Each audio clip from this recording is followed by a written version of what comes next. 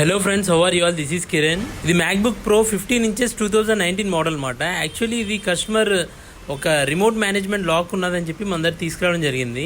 So friends, actually MacBook story ఏంటంటే, actually కస్టమర్కి దీని యాపిల్ ఐడి పాస్వర్డ్ తెలుసు, ఇంతకుముందు వాళ్ళే వాడారు. కాకపోతే ఈ మ్యాక్బుక్ ఒక కంపెనీ అనమాట, ఇది కంపెనీ ప్రాపర్టీ. సో ఏమవుతుందంటే, మనకి యాపిల్ ఐడి పాస్వర్డ్ తెలుసు, దాన్ని ఐక్లౌడ్ అనేది ఆఫ్ చేయొచ్చు. ఆఫ్ చేసినా కూడా ఇది యాక్టివేషన్ అనేది కంపెనీ చేయాలి. కంపెనీ యాక్టివేట్ చేస్తేనే మనకి ఇక్కడ యాక్టివేషన్ అయ్యి మెనూ వస్తుంది.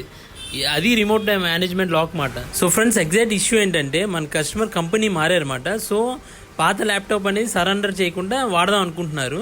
సో ఏమైందంటే, లాగౌట్ చేస్తారు ఐక్లౌడ్ అనేది, మ్యాక్బుక్ కూడా రీసెట్ చేస్తారు. కానీ రిమోట్ మేనేజ్మెంట్ లాక్ ఉండడం వల్ల అది కంపెనీ యాక్సెప్ట్ చేస్తేనే ఇక్కడ మనకి మెనూ వస్తుంది, లేదంటే రాదు. ఇంతే ఉంటుంది అన్నమాట. సో ఫ్రెండ్స్, మన కస్టమర్ ఏమన్నా అంటే, బ్రో నా దగ్గర ఈ ల్యాప్టాప్ అనేది చాలా రోజుల నుంచి ఉంది, నాకు వాడడానికి అవ్వట్లేదు ఈ ల్యాప్టాప్, ఎట్లయినా మీరు ఏదైనా చేయగలుగుతారా అని అడిగారు అన్నమాట. ఓకే సార్, నేనైతే దీనికి బైపాస్ చేస్తాను. కాకపోతే ఇది టెంపరీ ప్రాసెస్ ఒకటి ఉంటుంది, పర్మనెంట్ ప్రాసెస్ ఒకటి ఉంటుంది. టెంపరీ ప్రాసెస్లో మీరు ఈ మ్యాక్బుక్ అనేది అప్డేట్ చేయకూడదు, రీసెట్ చేయకూడదు అని చెప్పాను అనమాట. సో సార్ ఏమన్నా అంటే, టెంపరీ బైపాస్ చేయండి అని చెప్పడం జరిగింది. మీరు చూడొచ్చు, మనం బైపాస్ చేస్తామన్నమాట.